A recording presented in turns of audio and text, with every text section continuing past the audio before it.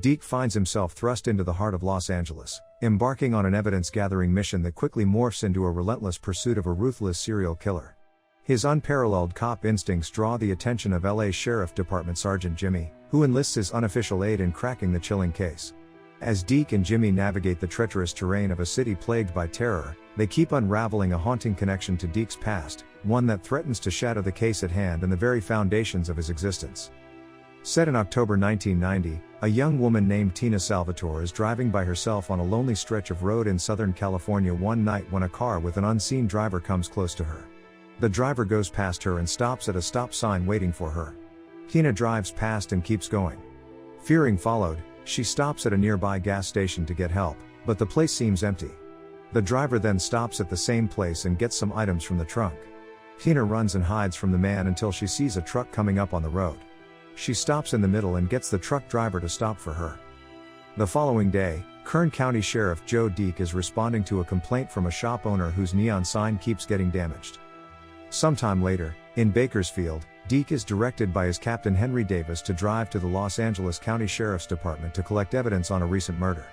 Deke is a former LA County detective who left the agency under mysterious circumstances.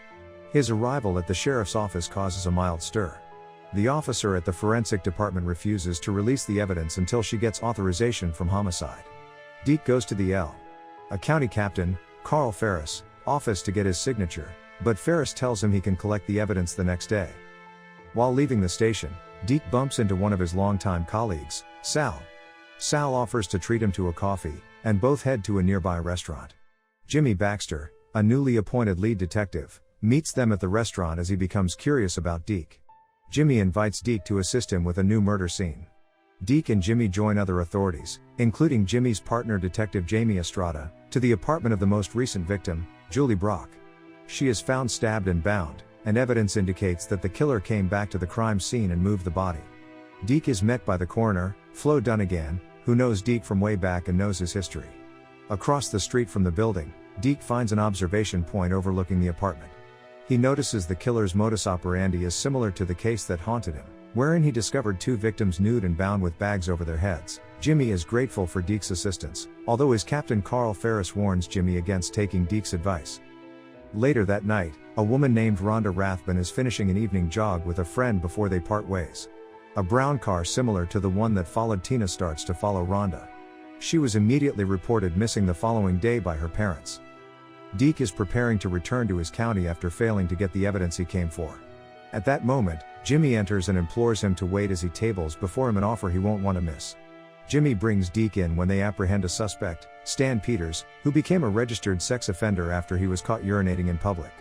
When Jimmy shows Stan a photo of Julie, Stan breaks down in tears, saying he isn't the culprit. Jimmy then brings up the name of another victim, Mary Roberts, and Stan stands from his seat as if he knows Deke is on the other side of the mirror. Deke then goes to Flo to learn anything about Julie. It was determined that she had roast beef in her stomach that was partially digested, but she was known to follow a strict vegan diet. Deke and Flo then share a meal, where Flo brings up an incident related to Deke's infamous case, and she keeps a keychain with a fired bullet on her person. Deke later returns to Julie's apartment to keep investigating, and he speaks to the landlady after she checks on him. He remembers the case that has been haunting him for a long time.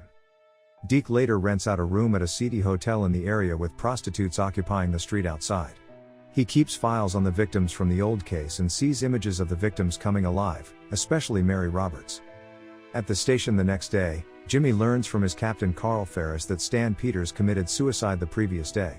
Jimmy learns from Captain Carl Ferris that Deke's obsession with his previous case caused him to have a breakdown, resulting in a heart attack, a divorce, and triple bypass surgery, all in 6 months. The captain lets Jimmy know that he is the replacement for Deke. Deke continues working on his investigation. He learns from Julie's landlady about the repair company that takes care of the repairs in the building. He visits the repair company, ABC Appliances, and demands to see their list of orders in the last 2 weeks and a list of their employees. Deke takes the employees' list with him suspiciously and checks out the place. Jimmy later meets with Rhonda's parents to try and find her. They provided some help by saying that she was usually seen with a red beret in her hair. Later, authorities find another woman's body underneath a bridge, but Jimmy confirms that it's not Rhonda's. They learn that the victim is a prostitute, like most other victims. Deke and Jimmy step aside, and Jimmy tells Deke that Stan had committed suicide the night before. Deke gives him the ABC Appliances employees list there, asking him to run a check on the names. Before leaving the incident site, Jimmy asked Deke why he didn't get a promotion despite working for 15 years with the best clearance rate, but Deke didn't have a good response for that. After having a meal with Jimmy's family, Deke visits his ex-wife Marcia. He later rejoins Jimmy at a bar as they go over the facts they have learned concerning their investigation of the murders. They have gotten 6 victims with the same death pattern, but their murderer remains unknown. The geography and the death pattern seem mysterious to Jimmy, but they aren't to Deke. Jimmy inquires about why he is still worked up over a 5-year case that everyone else has forgotten about, referring to the case that keeps haunting him. In response, Deke takes Jimmy to the site of the previous case, even showing him where the bodies were found. He narrates the incident to him. Then, they received a call over their radio and rushed to the scene. They met a pathetic sight of 2 nude women who were murdered somewhere else but moved to that location. They were gagged, stabbed, and given love bites. There was no light, and the ground was hard, making it hard to find any footprints of the perpetrator. After his narration, Jimmy asks him his motive for still pursuing the case, and Deke replies that his motive is similar to his: he wants to finish the job. Before he alights from the car, Jimmy gives Deke the findings he made on the ABC Appliance employees. It's only 2 of the employees that have a record of simple assaults. Acting on the information, Deke becomes suspicious of Albert Sparma, one of the 2 workers with the assault records. The last time Deke visited the repair shop, Albert had hidden, making him seem even more suspicious. Deke visits Albert at his house and demands to purchase his car since he sees a for sale sticker on it. He asks about the trunk space, but Albert tells him he's not selling it. When Deke leaves the place, he calls Sal and tells him to check if Albert Sparma has sold any car in the last few months. Deke checks the waste dropped by Albert but finds nothing suspicious except a half-eaten pizza. He takes the pizza to Fall, asking her to investigate the bites. The research shows that it is similar to 2 of the victims, and Fall tells Deke he is from the back east since he folds his slice. Albert also drives a car similar to the one the killer had been seen driving. Deke follows Albert through the day and notices him doing things like picking up a prostitute. Albert soon notices Deke following him and drives past him at one point, asking a question Deke asked when they first met: how's the trunk space? Sal informs Jimmy about the findings Deke ordered him to take on Albert's car. Sal discovers that Albert abandoned one of his cars, whose description resembles the potential vehicle the serial killer can use. Albert is later brought in for questioning at the precinct. Tina also happens to be there to report the stalking incident from earlier. She sees Albert and appears to recognize him, but when Jimmy and Jamie show her photos of recent perps, she cannot properly identify Albert as the man who stalked her. Jimmy talks to Albert, who admits to having a fascination with serial killers and crimes such as this, even appearing to get aroused at some crime scene photos. Deke enters the room and forcibly grabs Albert, shoving him against the wall, which cuts the interrogation short. Jimmy talks to Ferris again and learns that Albert had falsely confessed to murder 8 years prior, so anything he says is unreliable. Ferris tells him they will have to back off after 2 days, and they are still unsuccessful, as the feds will get in on the case. This news makes Jimmy gear up. He goes to Deke's hotel room and is disturbed by his documents on the previous case, but he still asks for help trying to nail Albert. They go to his apartment to search when he is gone, but they have to flee when other cops from that jurisdiction show up. The next night, Jimmy catches Albert on his own, and the man tells him he can lead Jimmy to where he allegedly hid Rhonda's body while Deacon follows. Jimmy is led to the desert, where Albert starts messing with him by giving him conflicting locations for the body. Eventually, Albert says he never killed anyone and is just wasting Jimmy's time. As Jimmy keeps digging, Albert taunts him by mentioning his wife and daughters, calling him a bad detective who can't protect his family. Jimmy snaps and whacks Albert across the head with the shovel, killing him. He sits in shock over what he's done as Deke comes to help him.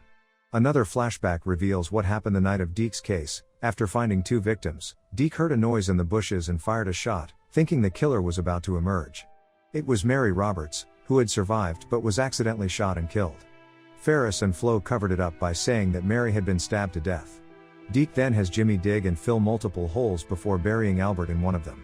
All the while, Jimmy tries to convince himself and Deke that Albert really is their guy. Deke proceeds to gather all evidence from Albert's apartment and burn it. Jimmy sits outside in the backyard while his daughters play, but they and his wife notice he is not feeling right. Someone from the precinct stops by to give Jimmy an envelope.